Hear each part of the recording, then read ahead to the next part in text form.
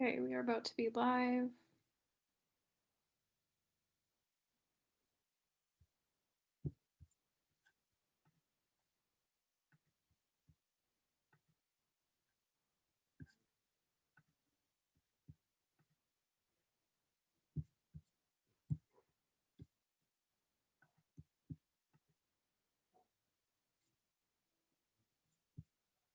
Burlington is not heading in the right direction.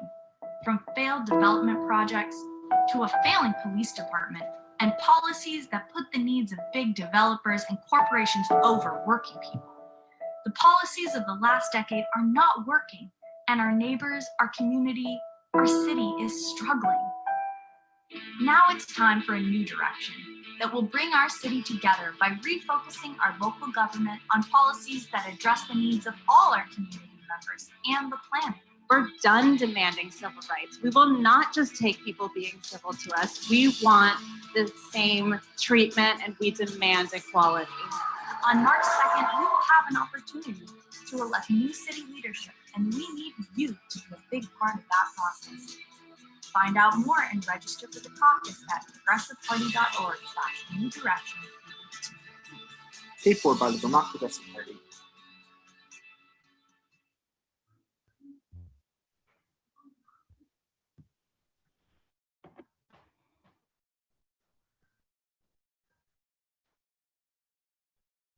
Hello, I'm Annie, co-chair of the Burlington City Committee of the Vermont Progressive Party. Thanks so much for joining us today.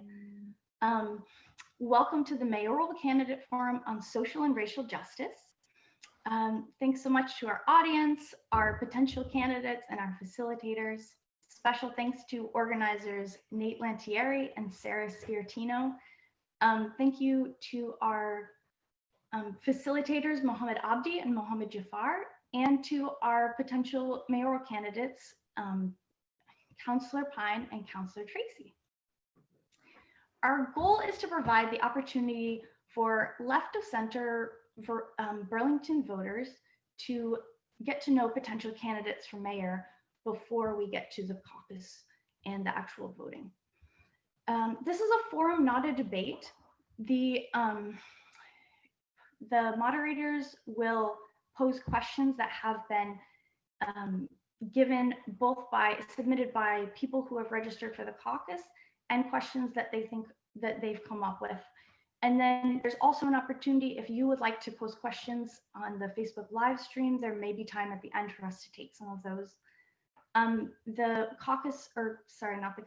forum format is 60 minutes with a little bit of time at the end for possibly additional questions and closing statements. So tomorrow night is our next and last forum. It will be about economic justice. It's also at 6 p.m. and it will be hosted at the same place.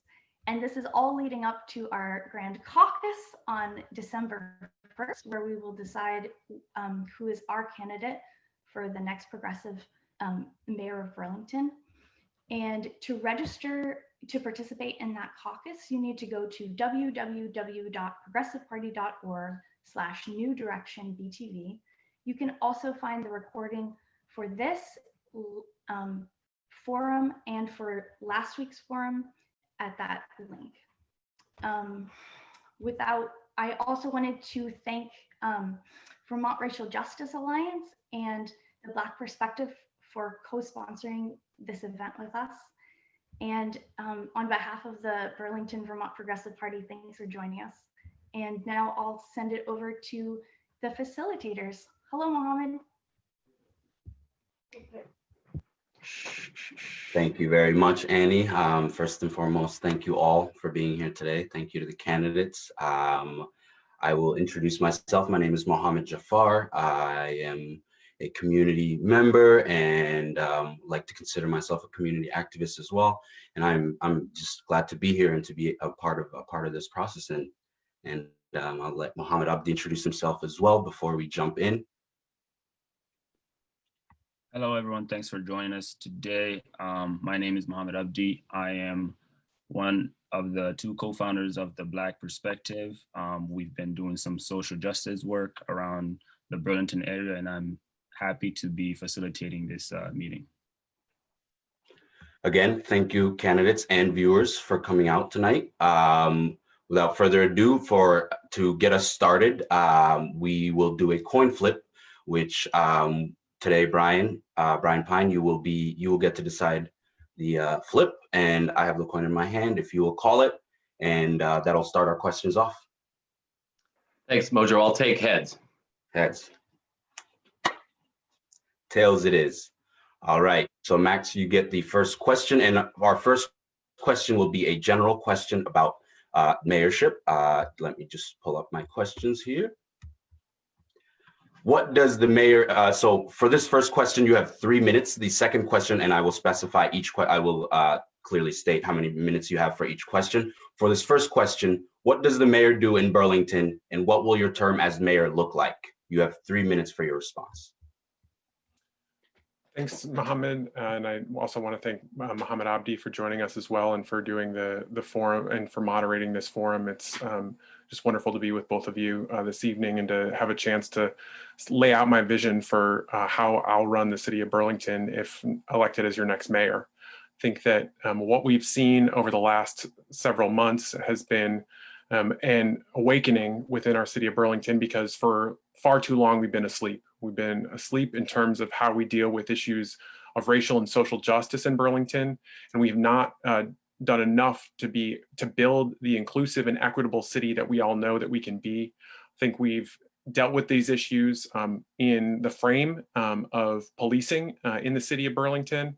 However, I think that there is a much broader conversation that needs to take place as well. I think it's necessary and essential that we deal with the issues around public safety, because we have a public safety system right now that is not providing safety for all members of our community, and specifically is being, if we're being completely honest, violent towards Black people in our community. And so we need to be very clear about that.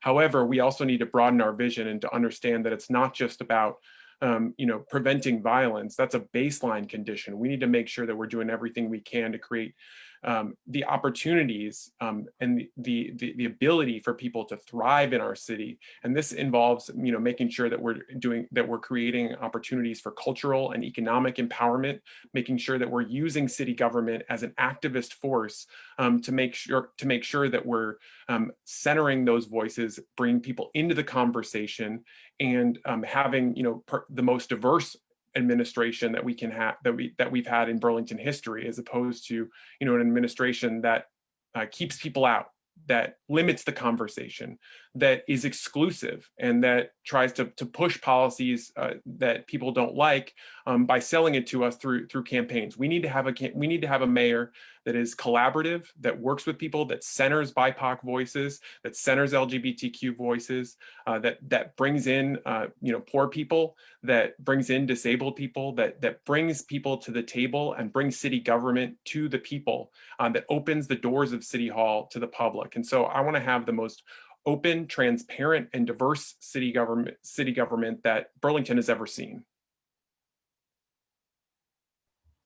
Thank you, Max. And Brian, same question to you. What does the mayor do in Burlington, and what will your term as mayor look? You have 3 minutes. Thanks very much. I really appreciate the chance to engage on these topics.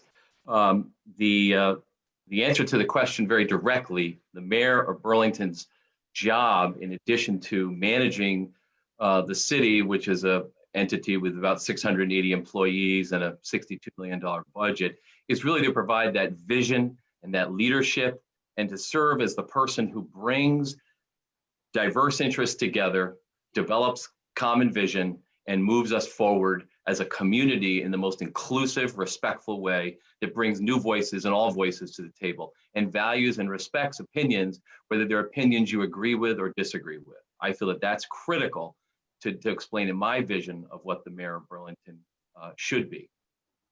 I just want to share that my personal journey in this regard, I think it's good for people to understand a little bit about us. And I just want to share that I grew up in a very small rural area in the Catskill region of New York that was predominantly a white community. And in about 5th grade, I had a friend whose family was from the island of Puerto Rico. And it was the first time that someone said to me, you are a person from incredible privilege, and basically told me in 5th grade, her aunt did, what I had essentially not earned, but was given by birth as a white person in this society. Well, at age, I guess, what are you, 12 or 10? At that age, I wasn't entirely sure that I could digest that and wasn't sure exactly what it meant. But fast forward many years later to my time arriving at UVM and learning about basically the notions of using the powers of systemic racism to keep people oppressed. And the Black and brown folks have been living under that type of oppressive system for 400 years. And my personal involvement was really inspired by a local activist, what I consider to be one of our grandfathers of the racial justice movement, Richard Kemp, who sort of recruited me among many of my friends to be involved in the efforts to eliminate apartheid in South Africa. So as part of that group, we pushed for divestment from South Africa at UVM, and we certainly accomplished great things. And eventually, apartheid in South Africa fell, but only to realize that we have serious systemic barriers and racism right here in our own society, and we face forms of economic oppression. We essentially have our own form of apartheid, where Black families have a wealth gap that is significant, and where educational opportunities and wealth building opportunities, public health outcomes among Black and brown residents of this society, of our society, our country, and our community lag far behind their white counterparts. I would also add that I have come to appreciate as a community what we can do when we raise these issues around people of color, BIPOC community members, LGBTQ plus community members, and really elevate those needs, those voices, and make them central to developing our plans, our policies, and everything about city government. So that would be a complete, I believe, shift of focus in a Pine administration, if I'm fortunate enough to be able to serve in that role in the future. All right. Thank you, Brian, and thank you, Max, as well, for laying out the basics here first and answering the other part of the question as well, of course. I will swing the bat over to my partner, Mohamed, over here, who also has a great name, I see, to ask the second question.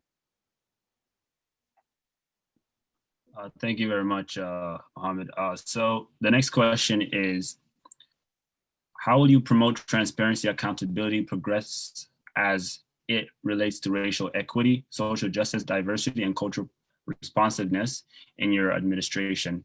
And you will have 4 minutes. We're going to start off with Max. Oh, it would be Brian this round. Oh, so we're going to rotate. All right, Brian. Yeah. Thanks, Mohamed. We're all figuring this out as we go, so I appreciate that. Yeah. Let me just say that the notion of transparency and accountability is essential, I believe, to a truly functioning democracy. And it is one of the fundamental principles that I would be advancing, and I believe our community expects and deserves a fully transparent and accountable city administration. But I would add that for many, many years, BIPOC voices have been essentially telling us messages repeatedly about discrimination, about forms of oppression that have been keeping them from reaching their full potential, from experiencing the benefits of living in this community, and from being able to be assured of the security and safety of themselves and their families. And we have honestly not done a great job listening. So I just want to acknowledge that and say that we have, I believe, a need, a requirement as elected officials to both listen to those voices and let those voices drive us to a place where we are focused on gathering the information needed, the data needed, have data-driven processes, never forgetting that we're gathering this data for a critical purpose of breaking down the barriers to full participation in their society. And we have an obligation as elected officials to hold ourselves accountable by gathering data, by monitoring data, and by making changes based on what we see in that data. And we want to make sure that the way we define what data should be gathered is inclusive, so that we don't rely on the same old experts and the same room of Ivy League trained experts who come in and tell us what data we should gather. We need to actually go to the community and say, what are the indicators you feel we need to be gathering here and keeping track of, so that we can show folks that yes, in fact, the stop rate, the traffic stop rates for Black residents of Burlington continually outstrips the traffic stop rate of all other groups, of all other racial groups. We need to say as a community that we are going to measure these data, we're going to evaluate them, but we're also going to hold ourselves accountable through department heads are going to be expected under my administration to show actual tangible progress, and the way we evaluate our budget decisions and our staffing and how we actually promote people or not promote people ought to be measured against how are we doing among those in our community who are most marginalized. And that's the focus I would bring to transparency and accountability.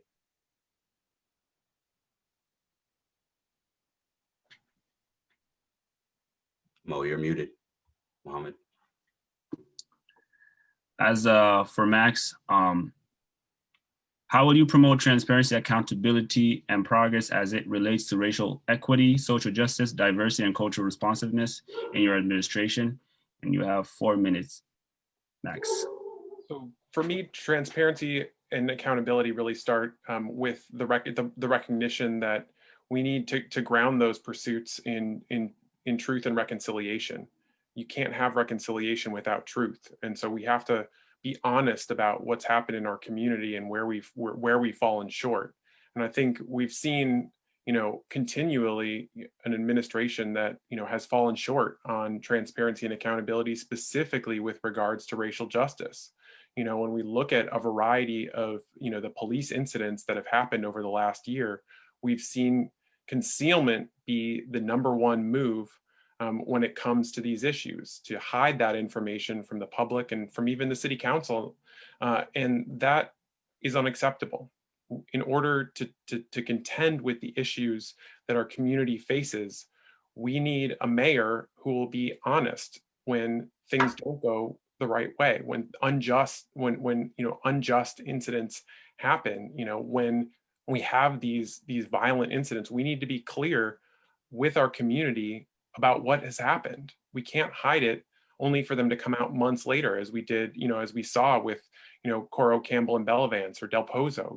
We cannot hide from the truth if we really hope to make change. And so I think we need to really make sure that as an administration, that we're bringing these issues out to the public and having an honest conversation about what actually happened.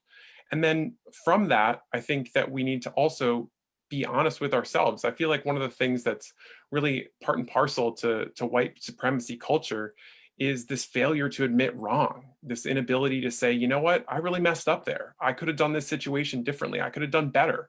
And, in this particular situation, what we've seen is that we have a mayor who's just unwilling to admit fault or wrong. At no point has he said, I really should have told you about Del Pozo sooner.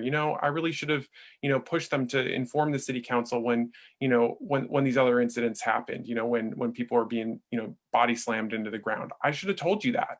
And because I didn't, I actually made the situation worse. And I think that is something that hasn't happened, but that we really need if we're truly, being accountable. We need a mayor who's willing to admit wrong and hold themselves accountable when these situations happen, because that's really the only way that we're going to move forward.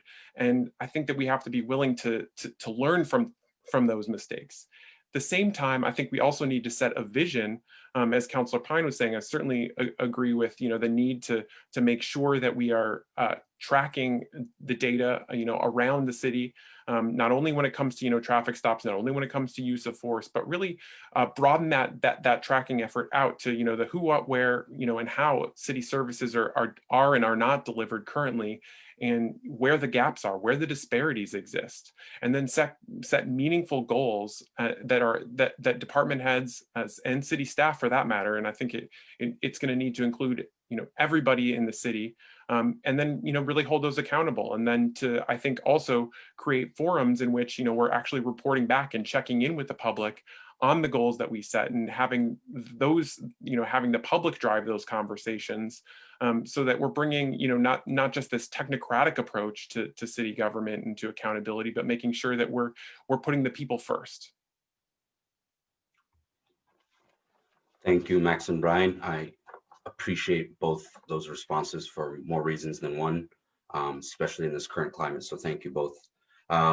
For our third question, Max, this question will start with you. Many community members feel that too much of the city decision-making process happens behind closed doors. How will you improve public participation in city decision-making? You have 3 minutes. Absolutely. So, I think it starts with, recognizing that our public engagement, is broken in the city, and that we can do much better to bring people into city government. When that means that, when you have hundreds of people who have signed up for for public forum, that you don't leave them out in the cold, you don't cut them off, you actually hear from them, you engage in those conversations. And that's been part of what I've been, I played a key role in the last year in doing. I think, however, we need to, again, bring that conversation to the people, bring meetings to the people. It's not enough to just schedule a meeting at City Hall or in some conference room and expect people to show up. You have to go to where people are and engage them in those locations. And then you also have to give them meaningful say over decision making. I think what we've seen, specifically with, planning processes or development, we've seen, a situation in play out over and over again where the outcomes, feel predetermined before the process has even begun. And then we have sort of this dog and pony show public process where, you don't see people's feedback being meaningfully incorporated into the project. And that often is to the detriment of the project. I think about City Place, where people weighed in pretty heavily that they didn't like the height. And turns out the people were right. The height was actually the real problem, one of the real problems with that project in terms of its economic viability. So I think when we bring people in and actually validate them, that we actually get, a much better end product as a city. And I think that part of that is also making sure that we're giving people real decision-making power, almost being willing to let go of things. I think that one of the things we've seen is this overemphasis on control and sort of stage managing everything, in the current administration. And so what we need is an alternative vision that gives more power to the people, that gives people that meaningful power, that gives the MPAs power, and I think that will actually increase participation in the MPAs. I think we also need to embrace a system of participatory budgeting, because what we have is a system where we have budget sessions, they're open to the public, people can come, and this year we saw the greatest participation we've ever seen in the budget process. But I think that at the end of the day, it shouldn't just be up to us to decide how their money is spent. We should be really putting a participatory budgeting system in place and giving people real say to not only propose what they'd like to see in their city budget and how their money should be spent in ways that can actually benefit their daily lives, but then to also make sure. Thank you, Max. Hate to do it, but I just got to cut you off. Thank you. I appreciate it. Thank you. I hate to do it. No. Brian, same question to you. Many community members feel that too much of the city decision-making process happens behind closed doors. How will you improve public participation in city decision-making? And you have 3 minutes. Well, this is an especially critical time that we are sitting here in our homes having meetings essentially on digital formats that aren't even accessible to many people. So let's just be upfront about that. And I would just point out that 40 years ago, Bernie Sanders ran on the platform of opening up city government. And at that time, city council met in this little room up on the 3rd floor that is now where CETO is located, with all the doors shut, and they allowed smoking in that room. And it was truly smoke-filled rooms with closed doors. And Bernie opened up Contoys and said, this is the people's auditorium. For the first time, we're not just going to hold official formal functions, but we're going to actually conduct the people's business here. And in doing so, a few years later, our own local version of C-SPAN emerged, and the people were basically allowed to watch what city government was doing because we had camera people at CCTV who had the guts and the knowledge how to do it and the dedication to make it so that people had access to decisions. And the best form of democratic government is the one that has the light shining on it all the time. We need to have the people being able to see what's going on, and we need to have it so that people feel that decisions are being made, at least through a thorough process. We won't always agree. We definitely won't always agree, but that's critical. I would just add that the NPAs were created with a goal in mind that was a very laudable goal, and that goal we've never fully achieved that goal, and that is to bring direct democracy into our city in a way that can't be achieved through representative democracy. People vote every year for people, and then those folks go and they try and represent them. But NPAs were intended to give people a meaningful voice in that process. And we have actually, I believe, never fully achieved the potential. And I have ideas that will come out at some point, but not within this 4 minutes, of how we can re-engage and re-energize democracy through our NPAs. But I just want to share that my experience at CEDO, when the mayor said, develop a North Street revitalization plan, I could have just gone and hired an expert to do it. But what I did was I convened tenants, homeowners, business people, nonprofit organizations, and we convened around a North Street task force that came up with a really locally focused initiative that rebuilt the public infrastructure, but did it not just to make the street look pretty and gentrify it, but did it in a way that brought opportunities for BIPOC-owned businesses. When you look at North Street today, that result shows, that effort shows. We renovated housing and made it perpetually affordable. We focused on the youth. We did focus groups for elderly, focus groups for new Americans, and we brought people to the table in that process. That's the type of public participation that we need to bring back to City Hall, and I'm ready to do that. Thank you. Thank you again, Brian, and I will swing it right over to Mohamed for our fourth question. So this is going to be for you, Brian. Racial justice in this city was a major talking point through the past few months. In this city, we have 2 remaining officers on the Burlington Police Department. Many people want removed, and a police union with entrenched power resistance to large-scale change. What does potential discipline for these officers look like in comparison to removal of officer relevance, and how do you hope to reform the Burlington Police Department? Okay, I will try to answer the question about the specifics of those officers. I think that's the focus there for a minute, but I'll expand upon that a little bit. I have stood firmly with my colleagues on the council in support of actions needed to really significantly change the way we police ourselves as a community. We have to remember, it's the people who are paying the taxes to pay the police to police our own community. So we have to just keep that in the forefront of all of our discussions. It's our police force. They need to reflect the values of this community. I would say that the situation with what I saw, I personally believe were examples of excessive use of force, were not handled properly by the chief. And ultimately, we as a community suffered significantly from the tear in our social fabric as a community when we saw what came out through the lawsuits. That's when we learned about it. We did not know what had happened. And honestly, the existing contracts that govern the way discipline is handled are completely outdated and need to be completely revised and reformed.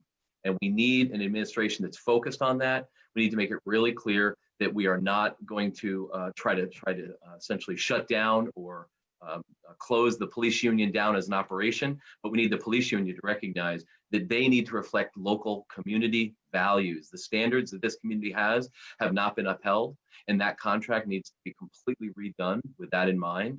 Moving forward, I don't have an answer today for how we're going to specifically deal with the remaining officers of the 2 that we feel committed excessive use of force.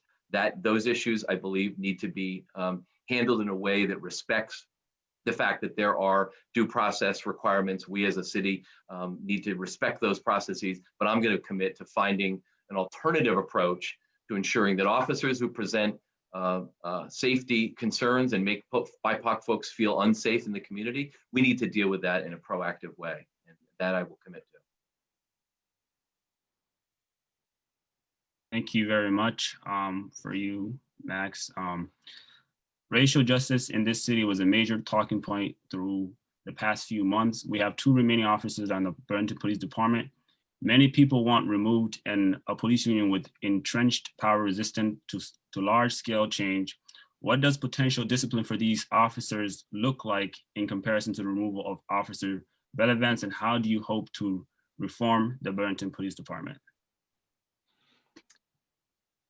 So I think that, with each of these officers' situations, that as soon as I became, aware of each of them, I was horrified by them. I think that we need to make sure that we do everything that we can to hold our police officers accountable, and the discipline that was put down on these officers did not at all deal with the severity or recognize the harm that was caused. And therefore, we've seen a situation that, has responded in kind, which is to say that, and the reason that we've had that situation is that, again, we haven't honestly addressed it, from the beginning. So one of the things that, I'm proud to have worked on is in response to the BLMGB demands back last year, talking about making sure that, trying to address the situation at that point, while also bringing into the conversation the notion of defunding or transforming our public safety system away from sworn officers and more to fit actual community needs, like things like, social workers, and bringing those kinds of positions to the fore. That was a concept that, alongside Councilors Hanson and Freeman, that I introduced, or that we worked on, and that we put forward as a resolution. Fortunately, that resolution failed on a 9-3. What then happened is that we've because of I think in large part because of the outpouring and the brilliant organizing of BIPOC organizers in our community, and the vision set forth by leaders such as yourselves and so many others, that we've seen we saw a movement build that was unbelievable, and that helped to leverage and create power to transform, to create a transformative resolution, the one that was put forward by Councilor Hightower in June. And so I'm fully committed to realizing that the vision that was set forth in that resolution. So making sure that we are doing everything we can to enable this joint committee, and to accept the recommendations that have to do with transforming our public safety system. I think we need to make sure that we're doing everything we can to make sure that we're involving people in that conversation, and engaging in a specific efforts to transition sworn officers towards social workers and other positions that fulfill real community needs, that create real safety. With regards to the two officers specifically, I'm not willing to accept that this is a settled issue, as the mayor has said. I think we need to continue to look for ways to get these officers off the force, understanding that it's complicated by the fact that there is a union involved. But I think that just because it's hard doesn't mean that it's impossible. We were told that it was impossible to get bell bands off, and look what we did. We were able to make that happen. So I'm just not willing to accept that this is as good as we can do, because so many people have told us that as long as they're on the force, they don't feel safe in our community, and that's just unacceptable. And that's not the kind of mayor that I want to be. Thank you, Brian, and thank you, Max. Question number 5, Max, will go back to you. Difficulty finding affordable childcare is a significant barrier for many young families in Burlington. What do you plan to do to make childcare more affordable and accessible for Burlington residents? You have 3 minutes. Yeah, so what I would say is that what we've seen is that, efforts to expand early childhood education under this administration, and we haven't gotten very far. In fact, we've seen key childcare centers close. And so I think we need to redouble our efforts to make sure that we're doing everything that we can to open new childcare centers in Burlington, and then also make sure that we're setting a vision for how we include people in city government, because childcare is a crucial issue for people's ability to be involved in city government. So I think we need to set a goal of having childcare available at all city meetings, and make that and set that goal so that people are able to participate. I think that has the benefit certainly of bringing new voices to the table, people who otherwise are not able to participate because they're not able to either find childcare or afford childcare. And so I think that that's a crucial aspect of involving people. But then I think it also has an intergenerational benefit, because imagine you're a kid who comes to City Hall and who's brought into those environments, and that you're brought up in a place where you're able to, and where that's part of your experience of going to those meetings. It sets a very early example for people that participation is just what we do in this community, and that's, I think, going to have benefits for years to come. So I think we have to refocus our efforts on this and make sure that we're also bringing the effort specifically to city government to create space for people who have kids to participate more in city government. Brian, and same question for you. Difficulty finding affordable childcare is a significant barrier for many young families in Burlington. What do you plan to do to make childcare more affordable and accessible for Burlington residents? Thank you. That's a great question that often gets forgotten when we're having political debates. As someone who actually raised two sons in this community and faced the challenges of obtaining childcare that was both affordable and high quality, I know the challenges that families face. I know what people go through every day. I have neighbors who I talk to on a regular basis who experience this. I know single mothers that I personally have relationships with. So I have a very direct personal connection to this. I work right now in my current role helping organizations with any issue. I work right now with a child care organization to expand the number of slots. I've succeeded in helping them stay open during the pandemic and reopen and expand the number of slots that they have available, because I understand how to navigate the process of both permitting and financing and state licensing requirements. And I understand what's involved in actually providing childcare and ensuring that the children have the most enriching opportunity, but also that the workers who are doing the work, who are never paid enough for taking care of our children, helping making our children ready to go to school. We have a completely broken system where the workers don't make enough and the parents who need it can't afford anymore. So we need to be bold and courageous about working with our state to find new sources of revenue and to ensure that childcare opportunities in Burlington, that we preserve every single space we have today and that we grow those spaces. And when the mayor was advancing this early learning initiative, I would say it was faltering, and it went on for about a year or two where it was really just a series of sort of studies and essentially white papers, and there was no real outcomes. And essentially we as the city council sort of stepped in and said, we need to see some action. And I was included by the mayor as someone who sat on the committee that looked at and tried to and brought about the real action around early learning that led to expansion of slots for the lowest income families in Burlington. We have way more work to do, but I believe this community can rally if we have the right leadership. And I believe that leadership needs to be inclusive, needs to bring voices to the table that haven't been included, and needs to center those voices in all of our decisions. Thank you, Brian, and thank you, Max, as well. It looks like I've lost my partner, so I'll take over his role in asking his question. Question number 6: the homeless and Brian, we'll start with you again. The homeless population is often stigmatized and disenfranchised in the city.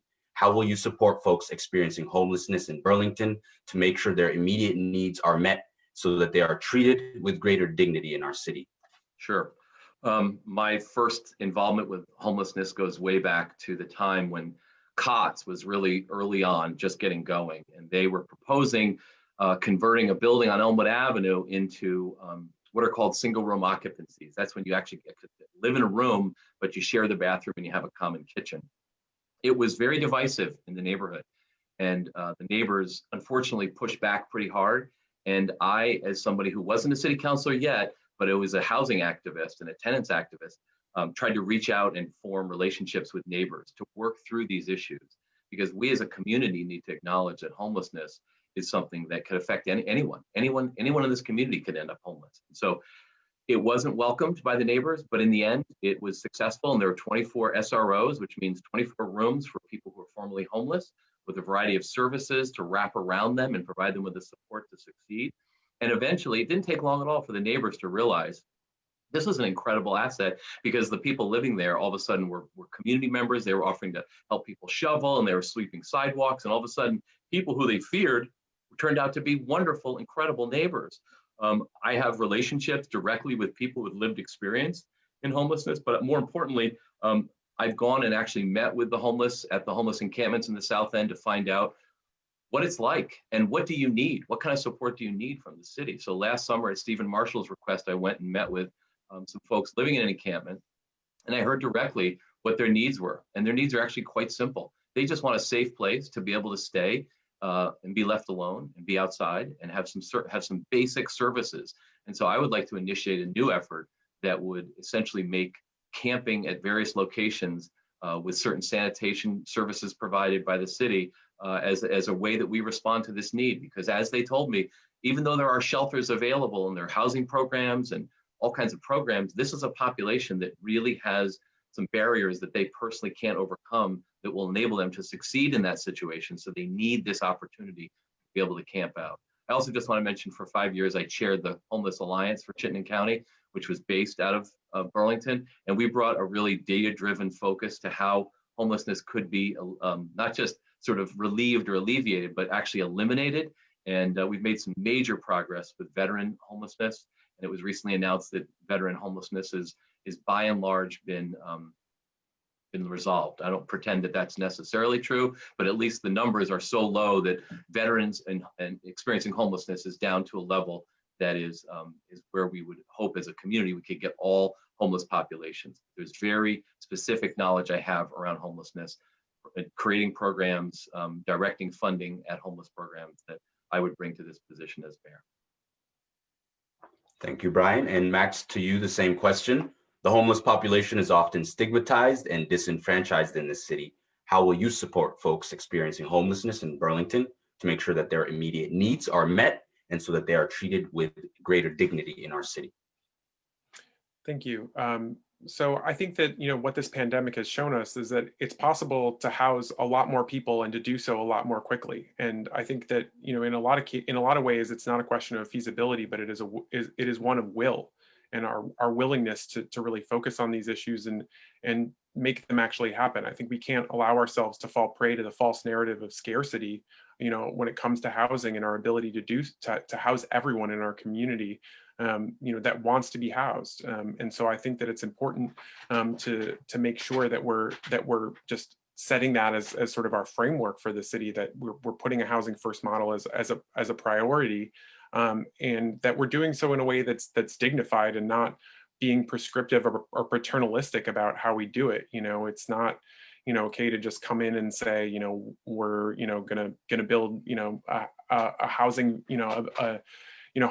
housing for homelessness people in shipping containers without having a conversation with people about whether or not that's actually what they want. And so, I think that we really have to, again, meet people where they are and understand what they want when it comes to it. I think that another piece of it is that we also need to make sure that we're not further creating, further destabilizing and dehumanizing people really when it comes to homelessness by giving prey to, by giving, by falling into the mindset that we, that the way to solve some of the problems that, that we have, in our community is to focus on criminalization. This is something that comes up, seemingly cyclically, within the city of Burlington. I sort of cut my teeth in city organizing when it came, in fighting what was then a sitting ban. There was actually, if you can believe it, a proposal on the table to ban sitting on city streets. And so I, with other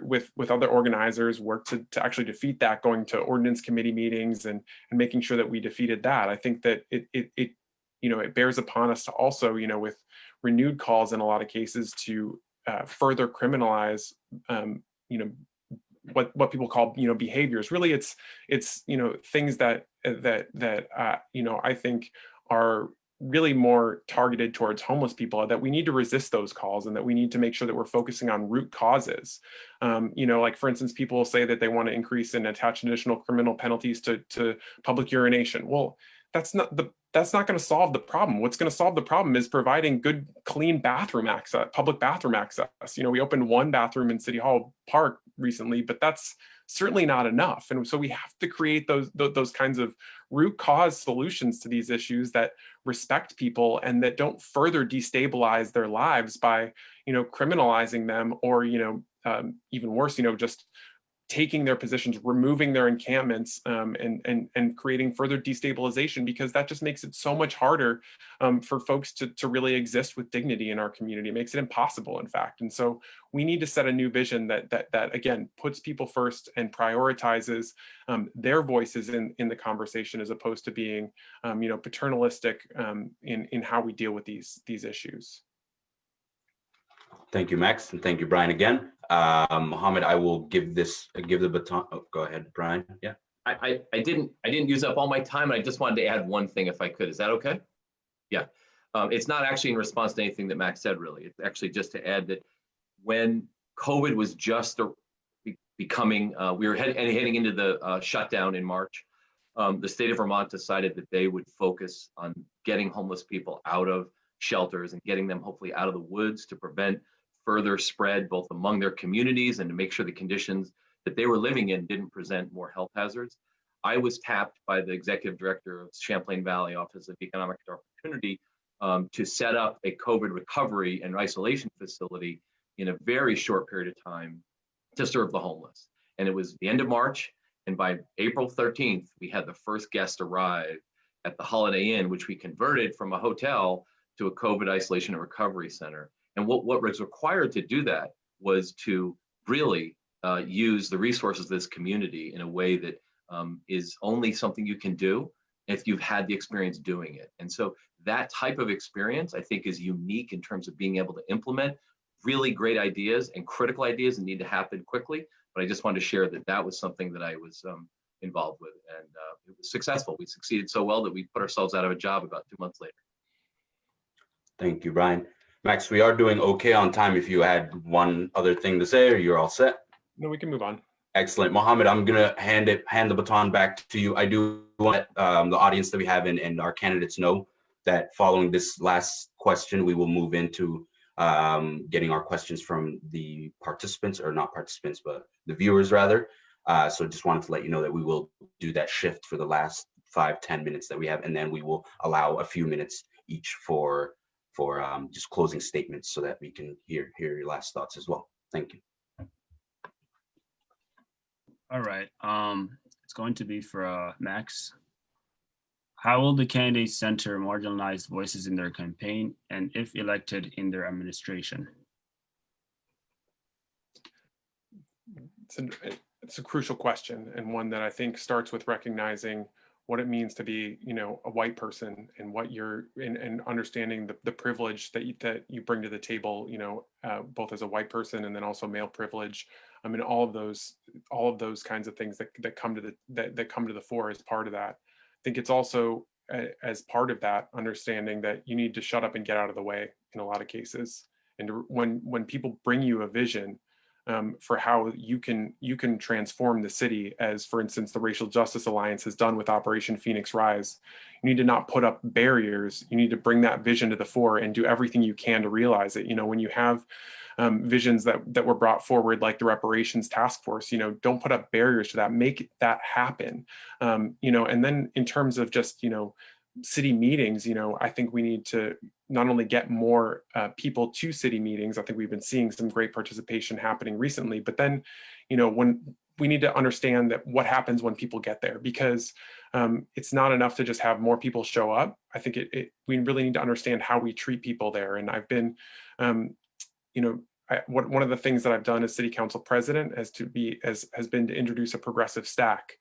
So what that means is to just make sure that we're putting BIPOC voices first in the conversation, moving them up in that conversation, which I think has helped us to focus the conversation in important ways, and has brought I think those voices to the front of the line, as opposed to just kind of mixing things in. And I think that these things are crucial to making people feel like their voices matter, and to encourage people to not just show up once, but to show up again. So I think it's not just about how you not just about shutting up and getting out of the way, but it's also about creating conditions within city government for BIPOC voices to thrive once they get there. Just before we move on to Brian, I just wanted to give a quick plug to the folks that are viewing to please send in any questions that you have in the comments. I know Brian and Max are doing excellent, but I'm sure we have more questions as well. So please throw them in the comments if you're viewing. Thank you. Thank you very much, Max. So as for you, Brian, how will you center marginalized voices in your campaign and, if elected, in your administration? Oh, thank you very much. That's I think that is one of the most critical questions here that we face today. We have talked and talked and talk is important. It's part of the process, but we all will hopefully be judged by our actions. And I believe that we need to fundamentally shift the dialogue, and we need to acknowledge what is meant when we say white supremacy culture. And we need to make it so that it's a household term and a household concept, and bring people along on the journey of addressing white supremacy culture. White supremacy culture is the idea that white people and the beliefs, ideas, thoughts, and culture and actions of white people are superior to people of color and their ideas, thoughts, and actions. It is often rooted in and reproduced by the institutions of our society at the highest level and right down to the local level. Major characteristics that I want to just point out are perfectionism. So you seek the perfect, and you might even throw out the good in pursuit of perfect. You have either or thinking. There's either my way or the highway. It's sort of a sense of urgency that we absolutely have to do it this way, and we need to do it right now. Even if we don't bring people along, we need to do things right now, forgetting that long-term, durable, sustainable change is what's going to get us there. It's going to get us there if we have the right kind of leadership, and that leadership recognizing there isn't just one right way. There are multiple right ways. We can agree on what the values are as a community, and doing that, I believe, will center marginalized voices. I think we can come back to ways that we can reach people, new ways that we can encourage people. We have to break down barriers and ask, why aren't people more active in our local democracy? Why aren't BIPOC folks at the table more? We have to ask those questions in a really deep way and seek those answers. And I believe that we have the ability to do that if we have the will to do that. And so I want to just highlight that there are times when we make decisions as a city council where we actually make decisions without considering the needs of our BIPOC communities and other marginalized voices. And we have, I believe, the need for a new approach that reaches out to folks before we come up with plans, before we come up with ideas and policies and decisions, in a really meaningful way to engage people. And I personally have spent time visiting with residents of affordable housing complexes. I serve on a board for an organization where we go out and knock on doors and talk directly with the people who are affected by the decisions. And in many cases, the folks that we're meeting with are marginalized folks. And we really want to ensure that they not just feel welcome, but that it's incumbent upon us as elected officials to take our power and our privilege and go out and actually seek their ideas, seek their input in a way that is genuine and is meaningful and gives an opportunity to change the way we're not just thinking, but the policies and the programs and the plans we come up with has to be informed by those conversations. It's not enough just to have what are often called performative measures, where we put out great statements, or we put out press releases, or we hold press conferences. Those are not as meaningful to me as the real change that you can get when you go and meet with BIPOC business owners and find out, what are you facing? What are your challenges? What's the thing that you worry about and keeps you awake at night? And you find out what those are, and then you go back and you inform your decisions and your administration to reflect the needs of marginalized voices from those conversations. So that's the focus I would bring. I have a lifetime of doing that. I've lived in the Old North End for 35 years, and I bring a steadfast commitment to the people who are marginalized in this society due to no fault of their own, marginalized and are kept at the margins and are never able to achieve full participation in this community. I want to elevate those voices, bring them in, and I will do that from day one. Thank you, Brian, and thank you, Max. That does conclude the questions that we had prepared. All right, looks like we do have some questions coming in. All right, our first question: what specific strategies will you employ to engage non-English speaking residents of Burlington? And we will go with Brian to start.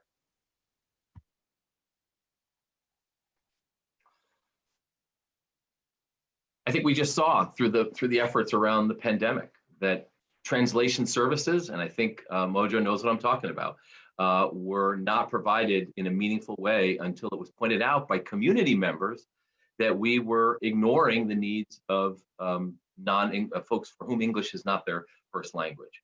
Of limited English proficiency is we as a campaign are going to be ensuring that our website is accessible. So that's something we're personally doing, and I haven't had the time yet to ensure that's the case, but that's a commitment we made. It does take extra effort, it takes extra resources, but it's absolutely a essential way to achieve full participation in democracy. We can't move forward if we're leaving people out because we have left out their ability to participate through language barriers. That is completely unacceptable in the year 2020, that a local government would not be thinking first and foremost about the considerable growing populations of people, English language learners and folks who struggle to engage with their city government because of language barriers.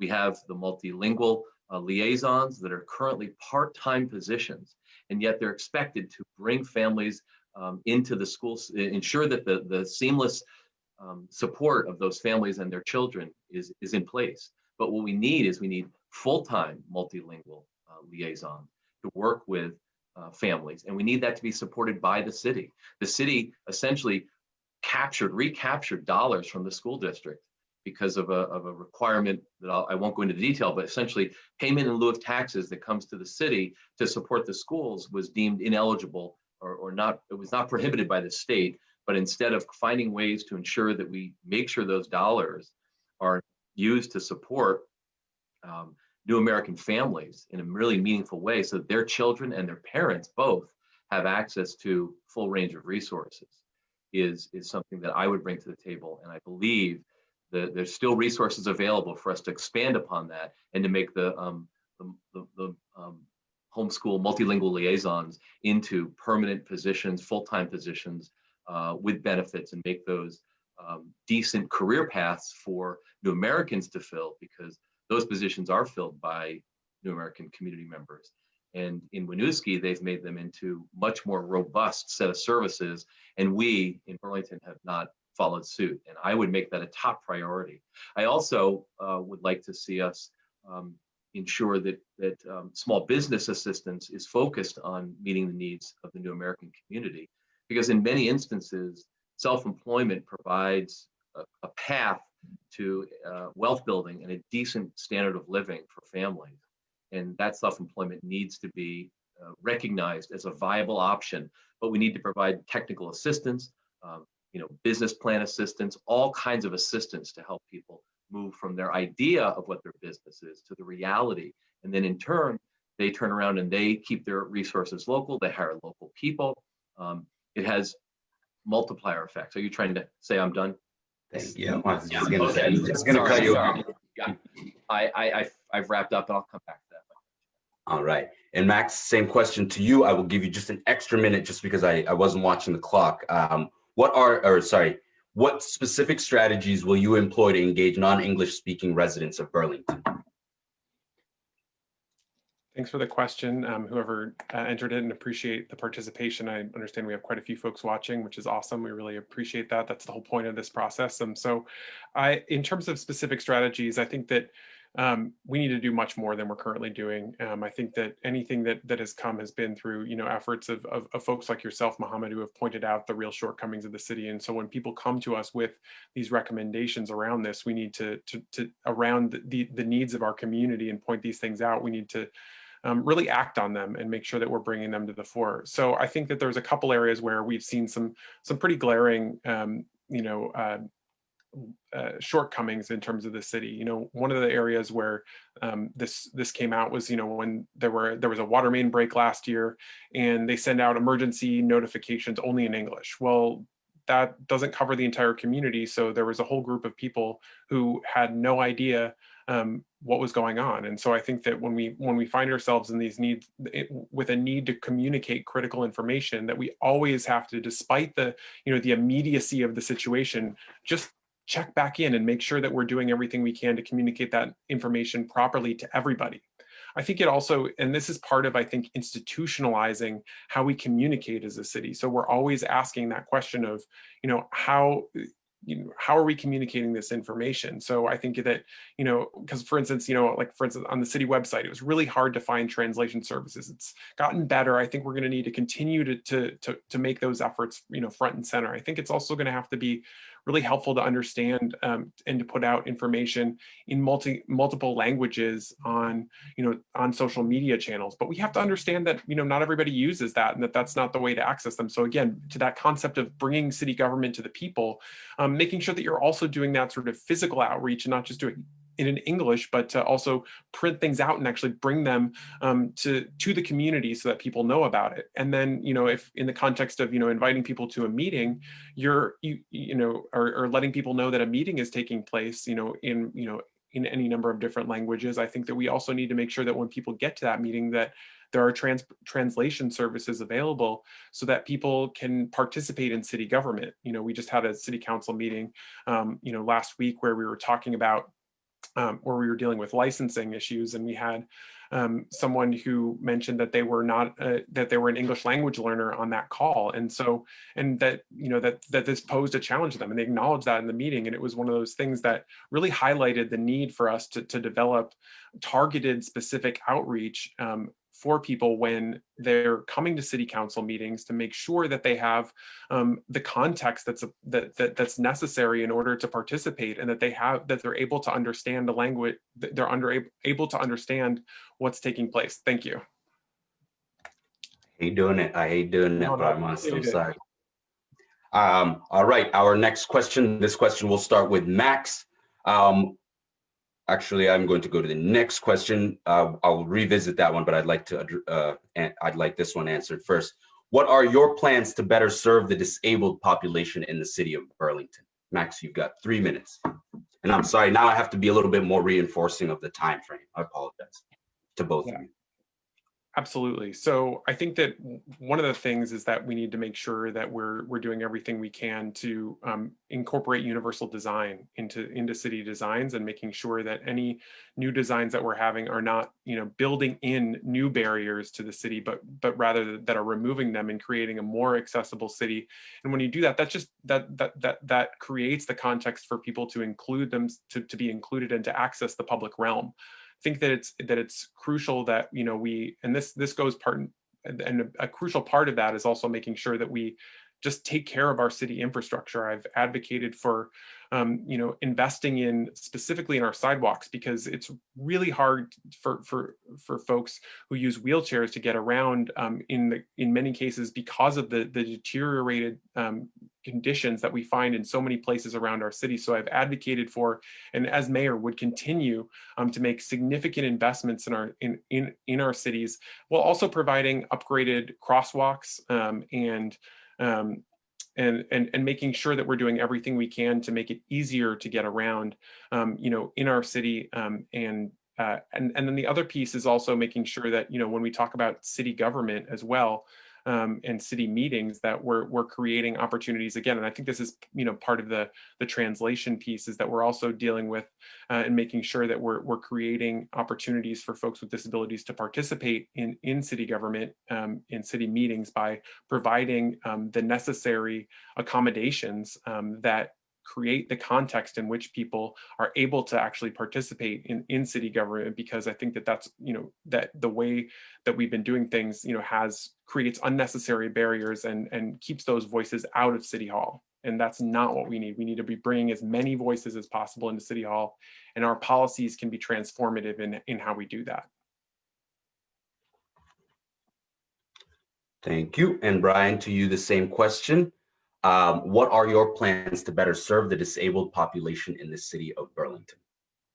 Sure. It wasn't that long ago that we had an accessibility committee, and that has not been staffed and has not been kept current. So we don't really have a focus on accessibility. I would return that to a priority for the city, to ensure that when we do things like capital needs assessments, and we determine things like where the paving and curb dollars, or I'm sorry, the sidewalk dollars are going, that we have accessibility advocates at the table. We need to include them and give them resources so they can actually participate in a meaningful way. I started doing a project in our neighborhood, and it became more difficult with COVID, of asking residents to point out areas of the sidewalk that need to be addressed, and getting pictures and getting the address and and it got right complicated. And I realized that's actually not the role of the city councilor, even though it was an interesting project. So I brought it to the Public Works Department attention and was able to get them to focus on it a little bit more. But I would say we have concepts around universal design, so that all buildings have to include features that make them accessible and visitable, so that anyone can visit a building if they have a physical disability. I think we also have to acknowledge that there's a number of disabilities that aren't visible, and mental illness is one that is a serious disability and needs to be accounted for. And we need to ensure that one of the things that's come out of our experience as a community around the pandemic is that people who never had access, because we're doing things through Zoom, now are able to participate.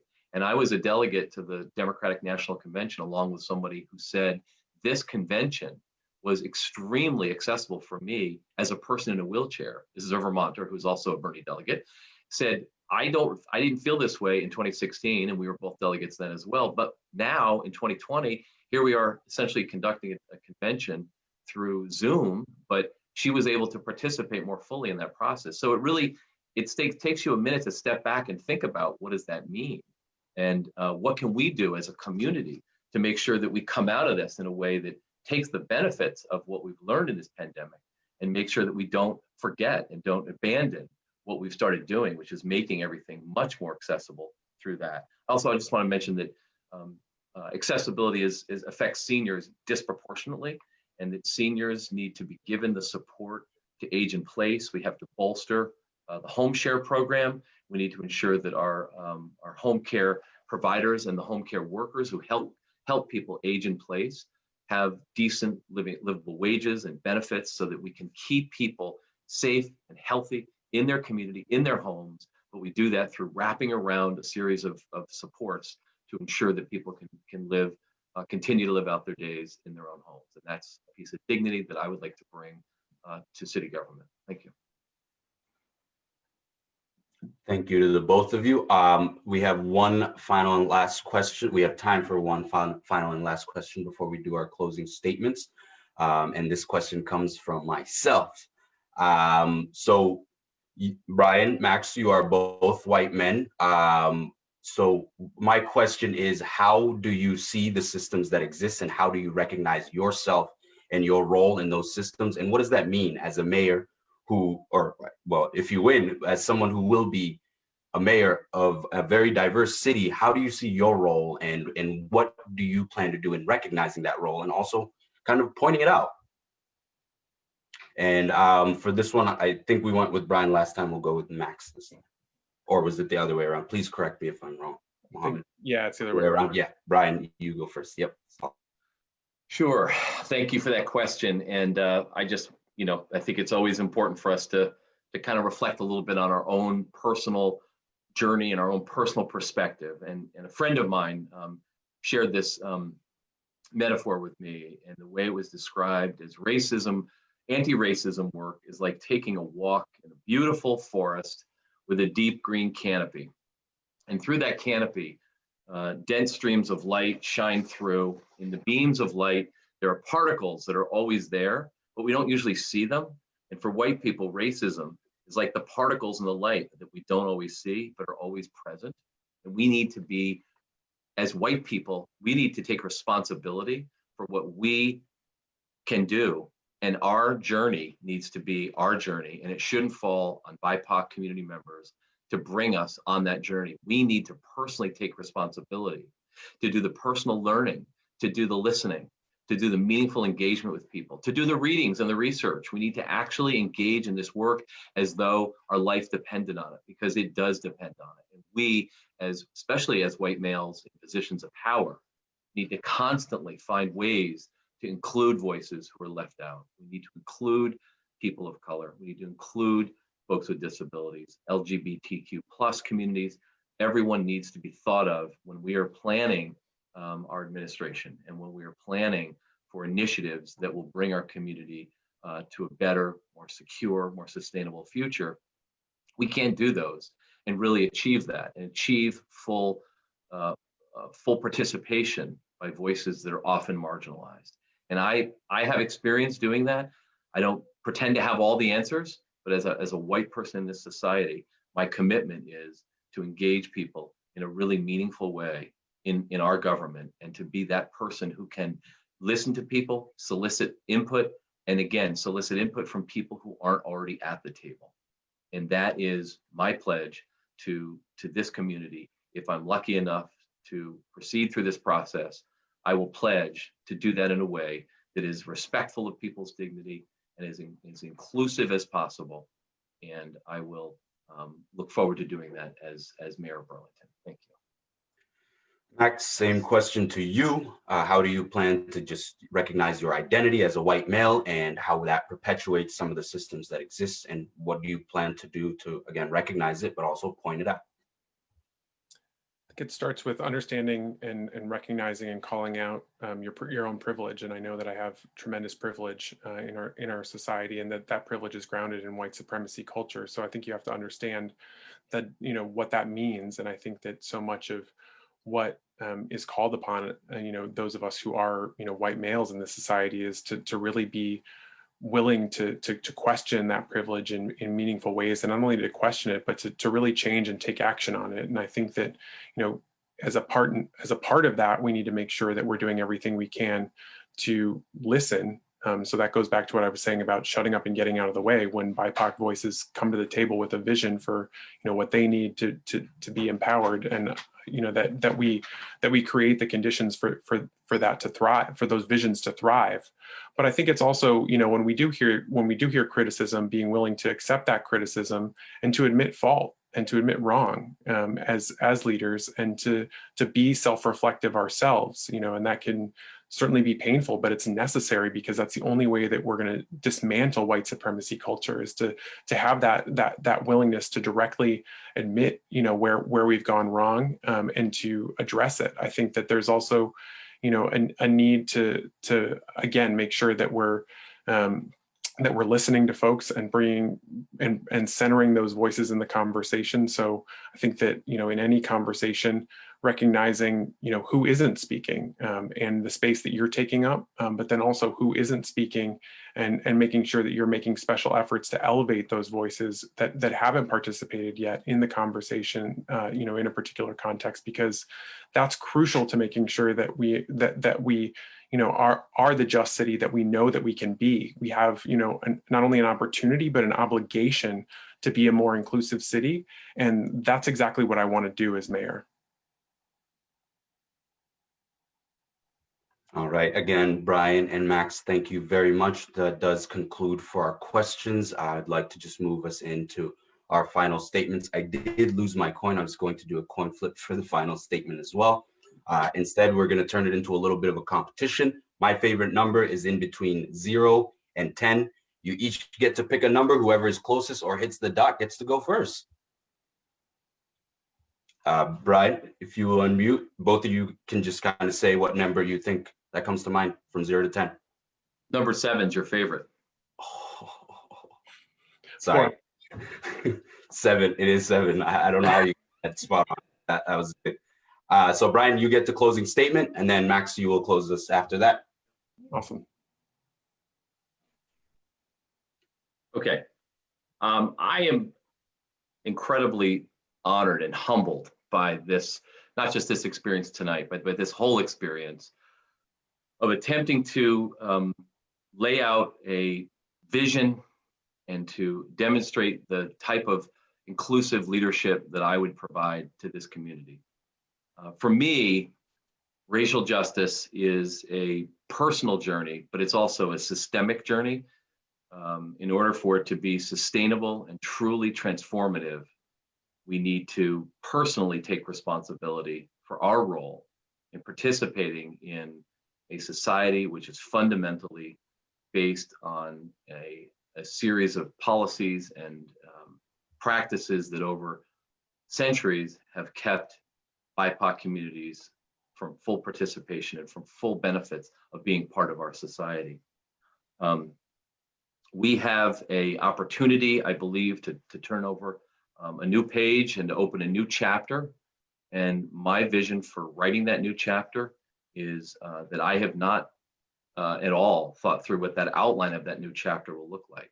because it doesn't make sense, in my opinion, as someone who's dedicated to bringing new voices into the process, to think that we have the answers, to think that we have all of this figured out. As elected officials, our role is, again, to provide bold leadership, to provide a vision, but that vision, in my mind, needs to be informed by a dedication to an inclusive process that brings people along on their journey, but it acknowledges that we have so much in common. We have so much more that unites us as a community than divides us. And we all want, I believe, the same thing. We all want safety, security, opportunity. We want our families to be able to thrive. And when we acknowledge that we share in common those goals, I believe that our future is incredibly promising. But we need a future that is centered in reorienting our priorities to provide pathways to leadership for BIPOC community members. And we need to ensure that our administration, our city government, reflects this community, both in terms of BIPOC community, but also in terms of gender. We have a very white male dominated city government, and we need to acknowledge that and take responsibility for changing that. But part of that is creating a culture that invites people in and makes people realize that they can make a positive impact, make a lasting impact, and be guided by a set of values that is broadly held in this community. And I'm incredibly excited by this opportunity that we have. And thank you very much. Mike, you can go right in. Closing statement. Wonderful. I just want to thank both you, Mohamed, and Mojo, and Mohamed Abdi as well for moderating this conversation. Again, just think that this has been an awesome opportunity to share our visions for the city of Burlington and to have an important conversation and to center ourselves as we head into this mayor's race in social justice, in racial justice, and our plans for how we might address those issues if we serve as mayor of the city of Burlington. Think that for too long, as I said at the beginning, the city of Burlington has not done enough to address these issues. And I think that we're in a position now where we have not only an opportunity, but an obligation to address these issues and to do so in a systemic fashion. I think that it's, what I've learned is that, while it's necessary and important to do the individual work that I think is all about self-reflection and self-transformation and recognition of one's privilege in the society. I think that it's also crucial to create systems, and particularly systems of accountability around these issues, because it's not enough to just bring in the right people. It's about bringing in those people, but then also making sure that when they get there, that they have the opportunities that they need to have their voices heard, their ideas brought, their ideas actualized, and to make sure that the vision for a more just and equitable city is actually built by people of color, built by LGBT folks, built by folks with disabilities, built by the poor, and that we create the conditions for greater civic engagement. Because when we do that, we see that we have the opportunity for transformation. I think that one of the things that I think back on is how going back to that notion of not having done nearly enough on these issues. I think one of the things that has helped to wake up our city, around these issues was the massive public forum that we had. When you bring people to the table, give them the opportunity to participate, you can see incredible things happen. And I think that, we see that we change the conversation around race as a city, and around racial justice, bringing to the, and specifically around public safety, because we brought people in, because we gave them the chance to have their voices heard, because we didn't cut them off, after only a couple hours. We stayed up till all hours of the night to bring those voices in, and that was crucial in terms of realizing, a transformational change and creating the conditions for that. I think that, that it's also crucial that we not just deal with and provide a public safety and transform a public safety system in which, all people are held accountable. I think that's, one of the things that, that we absolutely have to do. We have to bring renewed accountability to our public safety system, specifically through a charter change that focuses on accountability within our police force. But that, we can't stop there. We have an opportunity as a city to create a new vision for public safety that transforms our police department from one that does not keep all our community members safe, but to one that, is more in line with our community values and that addresses the root causes of so many issues that we face as a city. So I think that that's paramount, but that we can't forget that there's that we need to also empower people around around their cultures, around their around economics, and making sure that we're creating pathways for that empowerment to take place. And I think that city government can play a crucial role in doing that. If we use city government in an activist fashion, that we can actually create meaningful change around so many of these issues that will stand in stark contrast to what we see today, where we've only made halting progress on these issues. And so this is what I want to see if I'm elected as your next mayor, and that I would hope to bring to the table is that collaborative, inclusive, and equitable vision for the city of Burlington. Thank you, Max. Thank you, Brian. Thank you to all the folks that are viewing. I do just want to make one last announcement that you please do register for the caucus on December 1st at 6:30. It will be virtual, so you can keep your pajamas on. Please do wear appropriate clothing elsewhere. So we will see you then. Otherwise, again, thank you so much. I mean, speaking for myself, I'm humbled to be here.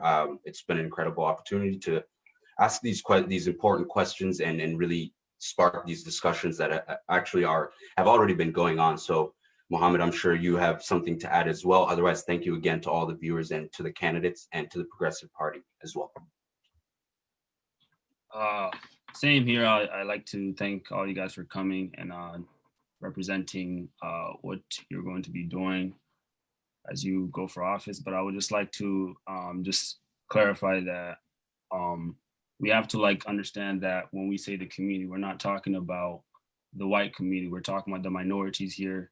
And even though we do have a majority white community in Vermont, we have to understand that despite the low population of minorities we have in here, we still have to understand that they are the ones that are in pain. They have been literally crying for about a whole month, and they weren't even given what they wanted. And I just want to let you guys know that if you guys are not able to give these minorities what they need, then you shouldn't try to talk about it. You know what I mean? Thank you very much. All right, thank you all. I think that concludes our live. Our session, our forum. I don't know how else other than to log out. So I guess thank you again.